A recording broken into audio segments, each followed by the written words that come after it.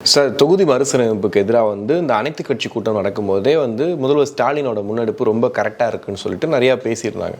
அதுக்கப்புறம் அதுக்கான முக்கிய காரணமே என்னென்னா, இந்த அதாவது தென்பகுதியில் இருக்கக்கூடிய எல்லா மாநிலங்களுடைய ஒரு தலைமைகளை கூட்டு வச்சு மொத்தமாக எதிர்க்கணும் அப்படிங்கிறதா ஒரு அஜெண்டாவாக இருந்துச்சு. ஸோ அதுக்கான முயற்சிகளில் முதல்வர் ஈடுபட்டிருக்காக சொல்கிறாங்க. இந்த மூவ்மெண்ட் எப்படி பார்க்குறீங்க? இல்லை, உண்மையிலேயே ஒரு பிரில்லியண்டான மூவ்மெண்ட்டு.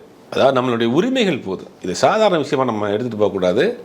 அவங்க என்ன சொல்கிறாங்கன்னா, இதை நாங்கள் இம்ப்ளிமெண்ட்டே பண்ணலை, என்னென்னா நாங்கள் ஆரம்பிக்கவே இல்லை, நீங்கள் ஏப்பா கதறீங்க, அரசியலுக்காக பண்ணுறீங்க அப்படின்னு ஒரு குற்றச்சாட்டை வைக்கிறாங்க, ஒரு கருத்தை வைக்கிறாங்க.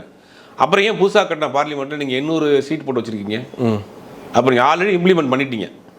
பார்லிமெண்ட்டில் ஆல்ரெடி நீங்கள் 800 சீட்டுக்கு மேலே போட்டு வச்சுட்டீங்க, முடிவு பண்ணி வச்சுட்டீங்க. அப்போ இது எல்லாமே கண்துடைப்பு தானே? இந்தியாங்கிறது ஒரு எல்லா மாநிலத்தையும் உள்ளடக்கிய ஒரு நாடு. ஒவ்வொரு ஸ்டேட்டுக்கும் ஒரு கல்ச்சர் இருக்குது, லேண்ட்ஸ்கேப்பே வேறு.